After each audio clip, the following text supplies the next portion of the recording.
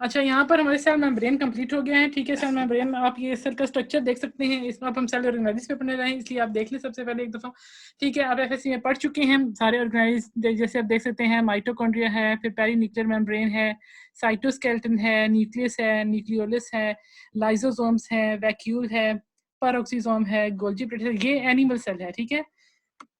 उसके बाद smooth endoplasmic reticulum है, रफ एंडोप्लाज्मिक रेटिकुलम है, फ्री राइबोसोम्स है, प्लाज्मा मेम्ब्रेन है और साइटोसोल है, ठीक है। ये सारे ऑर्गेनाइज आप एफएससी में पढ़ चुके हैं, इन्हीं को दोबारा से ओवरव्यू करना है हमने, ठीक है। थोड़ा सा डिटेल में, क्योंकि उस टाइम डिटेल नहीं पढ़ी, अब इसको हम थोड़ा डिटेल में देखेंगे, ठीक है। और आपने याद रखना है कि एनिमल सेल में जो ऑर्गेनाइज होते हैं वो मेम्ब्रेन बाउंडेड ऑर्गेनाइज होते हैं, ऐसे ओपनली नहीं पड़े होते साइटोसोल में, ठीक है। मेम्ब्रेन बाउंडेड ऑर्गेनाइज होते हैं, ठीक है। तो सबसे पहले हम न्यूक्लियस को देखेंगे, ठीक है। न्यूक्लियस जो आप सेल का स्ट्रक्चर है उसमें बेसिकली डीएनए जो है वो 95% न्यूक्लियस में प्रेजेंट होता है यूकैरियोटिक सेल में, ठीक है। न्यूक्लियस के बहुत सारे पार्ट्स होते हैं, उन पार्ट्स को हम देख लेंगे। एक होता है न्यूक्लियर एनवेलप, ठीक है। एनवेलप नाम से पता चल रहा है आपको, ठीक है। तो ये क्या करता है, न्यूक्लियस को बाकी सेल से, बाकी सेल के ऑर्गेनाइज से अलग करता है। न्यूक्लियर एनवेलप उसको कवर करता है न्यूक्लियस को, ठीक है। जो बीच में क्रोमेटिन मटेरियल है उसको कवर करता है न्यूक्लियर एनवेलप, ठीक है। सेकंड चीज जो उसमें आती है, उसमें न्यूक्लियर पोर कम्प्लेक्सेस होते हैं, ठीक है। यानी कि न्यूक्लियस में कुछ पोर्स होते हैं, पोर कम्प्लेक्सेस होते हैं जो कि मूवमेंट कंट्रोल करते हैं प्रोटीन्स की और न्यूक्लिक एसिड्स की, आरएनए की, इन सब की movement across the nuclear envelope जो है वो ये पोर कम्प्लेक्सेस कंट्रोल करते हैं उसको, ठीक है। और थर्ड चीज आती है क्रोमेटिन। क्रोमेटिन आपको पता है कि उसमें डीएनए होता है, ठीक है। क्रोमेटिन डीएनए कंटेन करता है। उसके बाद फोर्थ जो चीज आती है वो आती है न्यूक्लियोलस। देखिए, न्यूक्लियस की पहले तो दो मेम्ब्रेन्स हैं, ठीक है। उसके बाद उसके अंदर एक और डेंस सा स्ट्रक्चर होता है, ठीक है, न्यूक्लियस के साथ, न्यूक्लियर मेम्ब्रेन के बिल्कुल साथ, उसको हम कहते हैं न्यूक्लियोलस, ठीक है। उसके बाद न्यूक्लियोप्लाज्म आ जाता है। न्यूक्लियोप्लाज्म वो है कि जिसमें वेरियस जो एंजाइम्स हैं उसमें होते हैं, जैसे आरएनए पॉलीमरेसिस, डीएनए पॉलीमरेसिस, ठीक है। ये सारे उसमें न्यूक्लियोप्लाज्म में ये होते हैं। अब ये 5 पार्ट्स आपको होपफुली याद हो गए होंगे। एक तो है न्यूक्लियर एनवेलप है, फिर न्यूक्लियर पोर कम्प्लेक्सेस हैं, फिर क्रोमेटिन है, फिर न्यूक्लियोलस है एंड न्यूक्लियोप्लाज्म। नेक्स्ट आ जाते हैं फंक्शंस ऑफ न्यूक्लियस पे। अच्छा, नेक्स्ट हम आ जाते हैं फंक्शंस ऑफ न्यूक्लियस पे, ठीक है। न्यूक्लियस के मेन फंक्शन जो सेल में होते हैं उसमें एक तो आ जाता है डीएनए रेप्लिकेशन, ठीक है, और एक आ जाता है RNA transcription. DNA replication basically क्या होता है कि डीएनए रेप्लिकेशन में डीएनए का सेम स्ट्रैंड प्रोड्यूस हो, जब उसका रेप्लिका प्रोड्यूस हो जाए, ठीक है, उसको डीएनए रेप्लिकेशन कहते हैं। और आरएनए ट्रांसक्रिप्शन ये होती है कि ट्रांसक्रिप्शन में डीएनए का एक स्पेसिफिक पार्ट लेकर उसको कोड करके, ठीक है, तो एक आरएनए का मॉलिक्यूल बनाया जाता है। बेसिकली ये सारा जो प्रोसेस है ये आप आई थिंक फर्स्ट के एंड में पढ़ेंगे, ट्रांसक्रिप्शन, ट्रांसलेशन, ये सारा कुछ ना, ठीक है। आप अभी इतना याद रखिए, रेप्लिकेशन और आरएनए ट्रांसक्रिप्शन जो है ये दोनों प्रोसेसेस जो है ये न्यूक्लियस में होते हैं, ठीक है। रेप्लिकेशन में डीएनए का सेम स्ट्रैंड प्रोड्यूस करते हैं, उससे का रेप्लिका। आरएनए ट्रांसक्रिप्शन में क्या होता है कि डीएनए के स्ट्रैंड को कोड करके तो आरएनए का मॉलिक्यूल बनता है, ठीक है। उसके बाद न्यूक्लियोलस में बेसिकली क्या होता है कि राइबोसोमल आरएनए, आपको पता है राइबोसोमल जो आरएनए, इसकी 3 टाइप्स होती है, मैसेंजर आरएनए होता है, राइबोसोमल होता है, ट्रांसफर आरएनए होता है। इनमें से जो राइबोसोमल आरएनए है प्रोटीन सिंथेसिस में इसका रोल होता है ज्यादा। तो राइबोसोमल आरएनए जो है वो न्यूक्लियोलस में प्रोड्यूस होता है, ठीक है। एंड थर्ड थिंग ये है कि वहाँ पर राइबोसोम सब यूनिट्स भी वहीं पर अटैच होती हैं, राइबोसोमल आरएनए भी वहीं बनता है और राइबोसोम्स की सब यूनिट्स भी उसी में अटैच होती है, न्यूक्लियोलस में। साइटोप्लाज्म में भी असेंबल होते हैं। क्वेश्चन है किसी स्टूडेंट का कि राइबोसोमल यूनिट्स जो हैं वो साइटोप्लाज्म में होते हैं। कुछ प्रोसेस ऐसे होते हैं जो मेजॉरिटी किसी और में होते हैं और कुछ स्मॉल अमाउंट में किसी और में भी होते हैं। न्यूक्लियोलस के रोल में ये आता है कि सब यूनिट्स में अटैच होते हैं, ठीक है। नेक्स्ट जो ऑर्गेनेली है वो है माइटोकॉन्ड्रिया, ठीक है। तो माइटोकॉन्ड्रिया का बहुत मेजर रोल है। माइटोकॉन्ड्रिया बेसिकली उसको हम सेल का पावर हाउस कहते हैं कि वो सारी एनर्जी जो है वो माइटोकॉन्ड्रिया प्रोवाइड करता है, ठीक है। तो सबसे पहले हम स्ट्रक्चर देखेंगे माइटोकॉन्ड्रिया का। तो जैसे मैंने आपको बताया कि सारे ऑर्गेनेल्स मेम्ब्रेन बाउंडेड होते हैं, तो माइटोकॉन्ड्रिया भी डबल मेम्ब्रेन बाउंडेड है, ठीक है। इसमें 2 मेम्ब्रेन्स होती हैं इसकी, एक होती है आउटर माइटोकॉन्ड्रियल मेम्ब्रेन, एक होती है इनर माइटोकॉन्ड्रियल मेम्ब्रेन, ठीक है। तो जो आउटर माइटोकॉन्ड्रियल मेम्ब्रेन है ना, उसमें बेसिकली फॉस्फोलिपिड्स होते हैं और कुछ अमाउंट कोलेस्ट्रॉल की होती है, जिससे आउटर माइटोकॉन्ड्रियल मेम्ब्रेन बनती है, फॉस्फोलिपिड्स एंड कोलेस्ट्रॉल, ठीक है। जो आउटर मेम्ब्रेन होती है ना, उसमें प्रोटीन्स की कुछ कॉपीज होती हैं, ठीक है, पोरेंस कहते हैं उनको, ठीक है, ये आपको डिटेल में पढ़ने की जरूरत नहीं है, ठीक है, सिंपल याद रखें कि प्रोटीन की कॉपीज को पोरेंस कहते हैं जो आउटर मेम्ब्रेन में प्रेजेंट होती हैं, ठीक है। उसके बाद आती है इनर माइटोकॉन्ड्रियल मेम्ब्रेन। तो आउटर मेम्ब्रेन के अकॉर्डिंग देखा जाए तो इनर मेम्ब्रेन जो है वो उससे डिफरेंट है, ठीक है, वो परमिएबल है कुछ चीजों के लिए, लेकिन जो ये इनर माइटोकॉन्ड्रिया है ये इम्परमिएबल है आयनिक और पोलर सब्सटेंसेस के लिए, ये उनके पैसेज को अलाउ नहीं करती इनर माइटोकॉन्ड्रियल मेम्ब्रेन। ये जो है जब जाहिर सी बात है इनर माइटोकॉन्ड्रियल मेम्ब्रेन जब अलाउ नहीं करेगी तो ये सब्सटेंसेस एंटर होने के लिए स्पेसिफिक ट्रांसपोर्ट प्रोटीन्स के थ्रू, जैसे मैंने बताया कि प्रोटीन चैनल्स के थ्रू कुछ सब्सटेंसेस ट्रैवल करते हैं, तो ये ट्रांसपोर्ट प्रोटीन्स के थ्रू माइटोकॉन्ड्रिया में एंटर होंगे, ठीक है। नेक्स्ट एक चीज आती है क्रिस्टी, ठीक है। तो जो इनर माइटोकॉन्ड्रियल मेम्ब्रेन है ये हाईली फोल्डेड होती है, जो माइटोकॉन्ड्रिया के अंदर जो इनर मेम्ब्रेन फोल्डिंग बनाती है उस फोल्डिंग को हम क्रिस्टी कहते हैं, ठीक है, मतलब टाइटली पैक्ड फोल्ड्स होते हैं। आउटर मेम्ब्रेन उसी तरह राउंड होती है, लेकिन इनर मेम्ब्रेन अंदर की तरफ इनवर्ड होकर फोल्ड बनाती है, उन फोल्ड्स को हम क्रिस्टी कहते हैं, ठीक है। जब रेस्पायरिंग स्टेट होती है, ठीक है, तो इनर मेम्ब्रेन फोल्डेड नहीं होती, उस टाइम ये क्रिस्टी ओपन हो जाते हैं, यानी कि वो बेसिकली क्रिस्टी श्रिंक होके ज्यादा वॉल्यूम इंटरमेम्ब्रेन स्पेस को ज्यादा वॉल्यूम देते हैं ड्यूरिंग द रेस्पायरिंग स्टेट, ठीक है। वैसे ही टाइटली पैक्ड होते हैं, लेकिन रेस्पायरिंग स्टेट में श्रिंक होके ज्यादा वॉल्यूम ट्रांसमेम्ब्रेन स्पेस को ज्यादा वॉल्यूम देते हैं, ठीक है, श्रिंक होके। उसके बाद नेक्स्ट पार्ट होता है इनर इंटरमेम्ब्रेन स्पेस। आउटर और इनर मेम्ब्रेन के दरमियान जो स्पेस होती है उसे हम इंटर मेम्ब्रेन स्पेस कहते हैं, ठीक है। और माइटोकॉन्ड्रियल मैट्रिक्स वो रीजन है जो कि इनर मेम्ब्रेन के और क्रिस्टी के दरमियान में जो आपको होगा ना, आपका जो भी मैट्रिक्स, ठीक है, उसको हम माइटोकॉन्ड्रियल मैट्रिक्स कहेंगे। इनर मेम्ब्रेन और क्रिस्टी के दरमियान जो बनेगा, मैं आपको पिक्चर में शो करती हूँ, आपको ज्यादा क्लियर हो जाएगा। जैसे ये पिक्चर में देख सकते हैं आप, ठीक है, कि आउटर मेम्ब्रेन है, आउटर मेम्ब्रेन के बिल्कुल क्लोजली रिलेटेड इनर मेम्ब्रेन है, उसके बाद अंदर जो आपको फोल्ड्स नजर आ रहे हैं ये क्रिस्टी है, ठीक है। और आप देखें कि इनर और आउटर के दरमियान एक छोटी सी स्पेस आपको नजर आ रही है, वो है इंटर मेम्ब्रेन स्पेस, ठीक है। और मैट्रिक्स आपको जो क्रिस्टी के अलावा जो भी आपको मटेरियल नजर आ रहा है माइटोकॉन्ड्रिया के, ये इसका मैट्रिक्स है, ठीक है। मैट्रिक्स में बेसिकली जो बेसिक सेलुलर रिएक्शन है, सिट्रिक एसिड साइकिल है या फैटी एसिड ऑक्सीडेशन है, ये प्रोसेस आप बाद में पढ़ेंगे, ठीक है। इन प्रोसेस के एंजाइम्स बेसिकली इस मैट्रिक्स में प्रेजेंट होते हैं, ठीक है। तो फंक्शन माइटोकॉन्ड्रिया, जाहिर सी बात है सबसे ज्यादा को पता है कि एनर्जी प्रोडक्शन जो है वो माइटोकॉन्ड्रिया में है, तो एनर्जी जो है जो भी रिक्वायर्ड होती है सेलुलर रिएक्शंस के लिए वो एनर्जी माइटोकॉन्ड्रिया ही प्रोवाइड करता है। सेकेंडली इसमें जो एंजाइम्स होते हैं, ठीक है, मेजर प्रोसेसेस जैसे कार्बोहाइड्रेट्स या फैटी एसिड या नाइट्रोजन मेटाबॉलिज्म के जितने भी रिएक्शन होते हैं वो उनके लिए एंजाइम्स जो होते हैं वो भी इसमें होते हैं। और इसके अलावा इलेक्ट्रॉन ट्रांसपोर्ट चेन या ऑक्सीडेटिव फॉस्फोराइलेशन के एंजाइम्स भी माइटोकॉन्ड्रियल में प्रेजेंट होते हैं, ठीक है।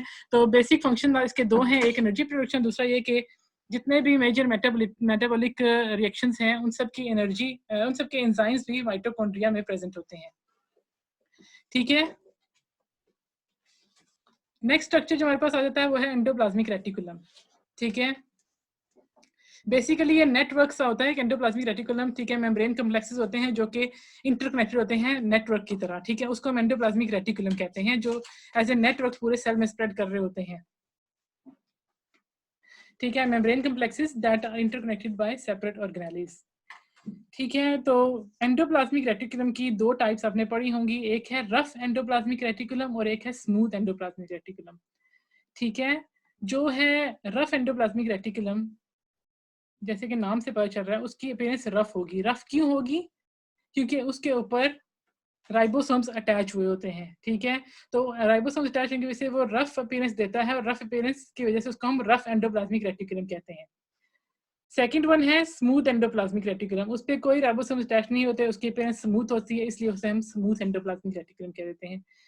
नेक्स्ट ये है कि रफ एंडोप्लाज्मिक रेटिकुलम के फंक्शंस डिफरेंट हैं और स्मूथ एंडोप्लाज्मिक रेटिकुलम के फंक्शंस डिफरेंट हैं, ठीक है।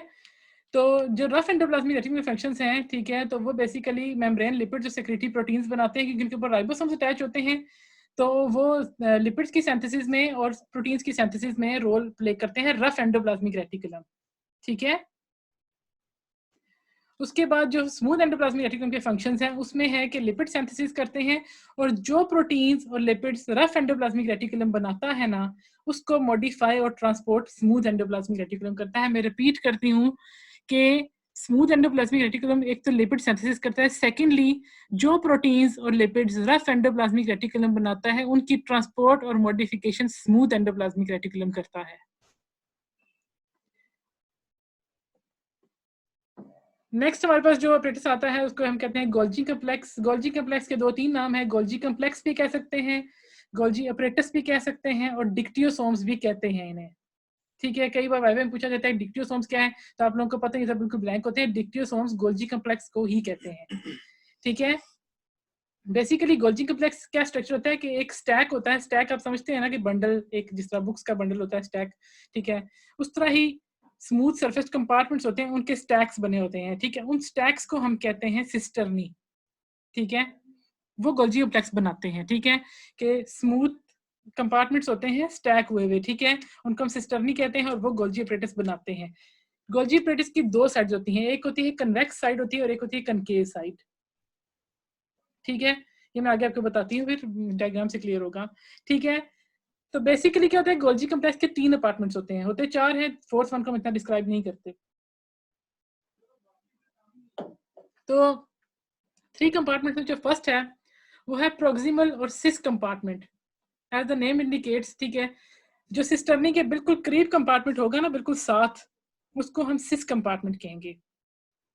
वो क्या करता है कि जो रफ एंडोप्लाज्मिक रेटिकुलम से मैं आपको बताया कि लिपिड्स और प्रोटीन सिंथेसाइज होती हैं, उनको ये रिसीव करता है, ठीक है, ट्रांसफर वेसिकल्स के थ्रू इधर इसमें आते हैं इस कंपार्टमेंट में, ठीक है, और फिर जो भी इसमें कार्बोहाइड्रेट्स लिपिड्स ऐड करने हो वो इस कंपार्टमेंट में ऐड होते हैं। मैं दोबारा से रिपीट करती हूँ, सिस कंपार्टमेंट गोल्जी कम्प्लेक्स का वो कंपार्टमेंट है जो सिस्टर्नी के बिल्कुल साथ लोकेटेड होता है, और इसका फंक्शन क्या होता है कि जो भी लिपिड्स और प्रोटीन्स रफ एंडोप्लाज्मिक रेटिकुलम से सिंथेसाइज होते हैं वो ट्रांसफर वेसिकल्स के थ्रू गोल्जी कम्प्लेक्स में आते हैं, और वहां पर जो भी कार्बोहाइड्रेट्स लिपिड्स में ऐड होने हो वो ऐड होते हैं, ठीक है। सिस कंपार्टमेंट का ये फंक्शन होता है। सेकंड आ जाता है मीडियल कंपार्टमेंट, ठीक है। मीडियल कंपार्टमेंट की इतनी डिस्क्रिप्शन नहीं जरूरी, आप बस याद रखें कि मीडियल कंपार्टमेंट होता है जो सिस्टर्नी के साथ होता है, बिल्कुल, ठीक है। और थर्ड वन जो है वो है डिस्टल और ट्रांस कंपार्टमेंट, ठीक है। डिस्टल से आपको सामने शो हो रहा है कि सिस्टर्नी से अवे जो भी इसका कंपार्टमेंट होगा उसको हम डिस्टल कंपार्टमेंट कहेंगे, ठीक है। जब रफ एंडोप्लाज्मिक रेटिकुलम से प्रोटीन्स आए सिस रीजन में, ठीक है, सिस रीजन से मीडियल कंपार्टमेंट से होकर जब वो ट्रांस रीजन में आए तो वहां से वो सिक्रेटरी वेसिकल्स के थ्रू प्रोटीन्स बनकर वहां से रिलीज हो जाएंगी, ठीक है। जैसे आप पिक्चर में देख सकते हैं कि सिस रीजन सबसे नीचे वाला, यानी कि जो इसकी कन्वेक्स साइड है ना वो बेसिकली सिस रीजन है, ठीक है। उसके बाद जो बीच में साइड आती है वो मीडियल रीजन है, और जो आगे कनकेव साइड है जहाँ से सेक्रेटरी वेसिकल्स रिलीज होते हैं प्रोटीन्स लेकर, वो ट्रांस रीजन है, ठीक है। डायग्राम से बिल्कुल क्लियर हो रहा है आपको, ठीक है, जैसे स्टैक्स बने हुए दिखा रहे हैं, गोल्जी स्टैक्स बनी हुई है, ठीक है। उसके बाद रीजन भी बताए हुए हैं। जो आउटर कन्वेक्स रीजन है वो सिस रीजन है, वहां पर रफ एंडोप्लाज्मिक से ट्रांसफर वेसिकल्स के थ्रू वो इसमें एंटर होते हैं गोल्जी कम्प्लेक्स में, मीडियल कंपार्टमेंट से होके ट्रांसफॉर्म होके ट्रांस रीजन से कनकेव साइड से वो सेक्रेटरी वेसिकल्स के थ्रू रिलीज हो जाते हैं, ठीक है। बेसिकली गोल्जी कम्प्लेक्स प्रोटीन्स की मॉडिफिकेशन करता है, उनकी शिपिंग करता है, बेसिकली शिपिंग कह सकते हैं इसका, गोल्जी कम्प्लेक्स शिपिंग करता है उनकी, ठीक है। Manufacturing and shipping centre of the cell है ये गोल्जी कम्प्लेक्स, ठीक है। नेक्स्ट जो हमारे पास आ जाता है वो है लाइसोसोम्स। लाइसोसोम्स भी आप पढ़ चुके हैं, ठीक है, अच्छे तरीके से पता। आज आप में हम सर आपको बताए थे फेगोसाइटोसिस एंड पिनोसाइटोसिस, ये सब कुछ सर ने बताया था आज आपको, ठीक है। तो वो सब चीजें कौन करता है, वो लाइसोसोम्स करते हैं, ठीक है। ये ना बेसिकली लाइसोसोमल एंजाइम्स होते हैं, ये आप अगर बुक में देखें तो एक टेबल बना है जिसमें लाइसोसोमल एंजाइम्स के सारे नाम लिखे हुए हैं, ठीक है। वो आप एक बार रीड आउट कर लें ताकि आपको आइडिया हो कि लाइसोसोमल कौन से होते हैं, ठीक है। लाइसोसोमल एंजाइम्स होते हैं लाइसोसोम्स में जो एक्ट करते हैं बेसिकली, ठीक है। इसका जो साइज है वो 0.4 माइक्रोमीटर है, ठीक है। और इसकी जो ऑप्टिमल पीएच है, ऑप्टिमल पीएच आपको पता है कि वो पीएच जिस पे कोई भी सब्सटेंस फुली मतलब परफॉर्म करता है, फुली रिएक्ट करता है, जो पीएच उसके लिए मोस्ट फेवरेट होती है उसको ऑप्टिमल पीएच कहते हैं। इसकी ऑप्टिमल पीएच 5 है, यानी कि स्लाइटली एसिडिक है इसकी पीएच, ठीक है।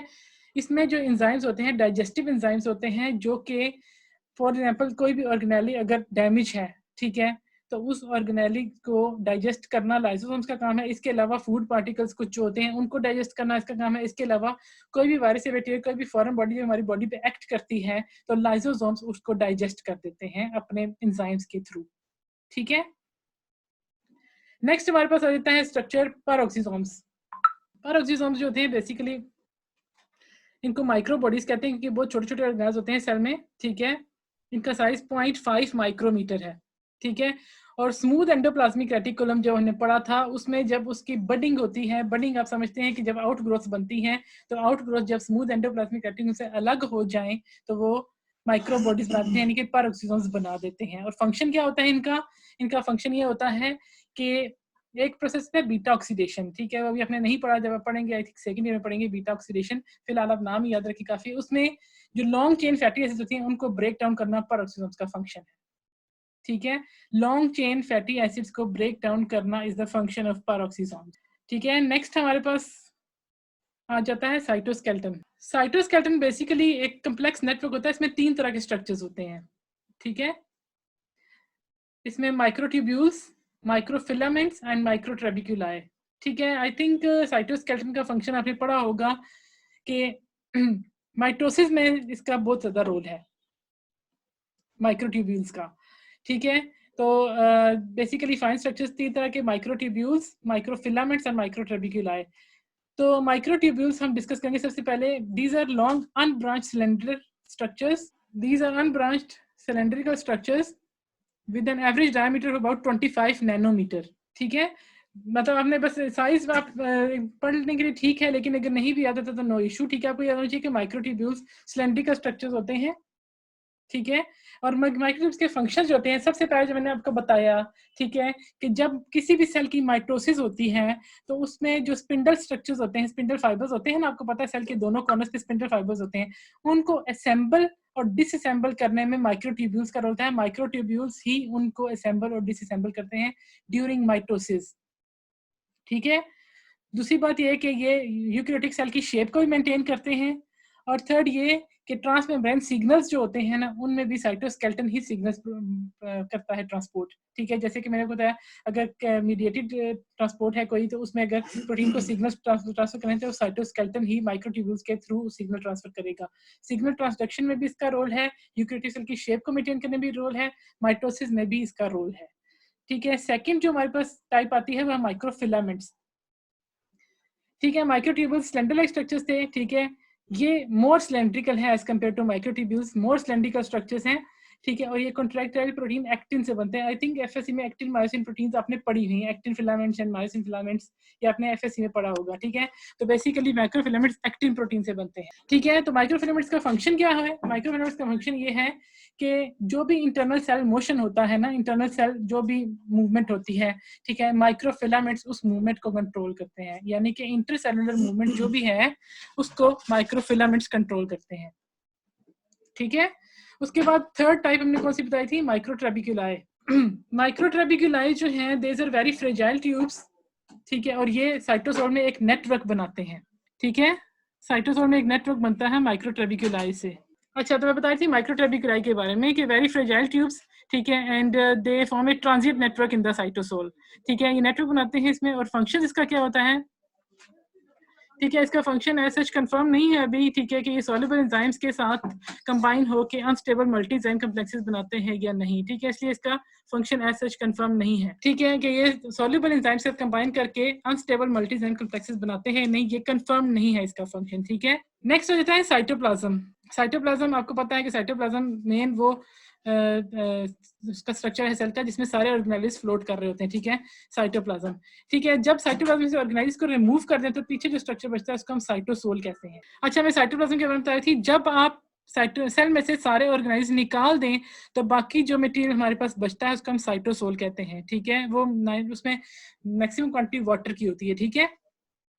बहुत सारे मेटाबॉलिक रिएक्शंस ऐसे हैं जो कि साइटोसोल में ही परफॉर्म होते हैं, ठीक है।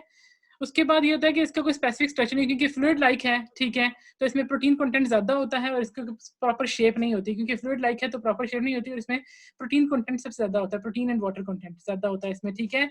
और बेसिकली साइटोसोल का जो मेजर रोल है वो ये है कि जो रफ एंडोप्लाज्मिक रेटिकुलम जो प्रोटीन्स बनाता है ना, उनकी सपोर्ट को ये उनको सपोर्ट करती है, इस सिंथेसिस को, ठीक है।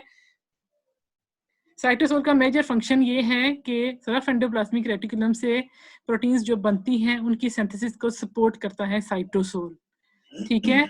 उसके बाद साइटोसोल में कुछ फ्री राइबोसोम्स भी होते हैं, जैसे कि मैंने को फर्स्ट पिक्चर में शो किया था कि कुछ फ्री राइबोसोम्स भी फ्लोट कर रहे होते हैं, ठीक है, वो भी प्रोटीन सिंथेसिस करते हैं, क्योंकि राइबोसोम्स का बेसिक फंक्शन ही प्रोटीन सिंथेसिस है, चाहे वो रफ एंडोप्लाज्मिक रेटिकुलम के ऊपर हो, चाहे वो फ्रीली फ्लोटिंग हो, ठीक है, उनका फंक्शन प्रोटीन सिंथेसिस है, उस प्रोटीन सिंथेसिस को साइटोसोल सपोर्ट करता है, ठीक है। Thank you so much.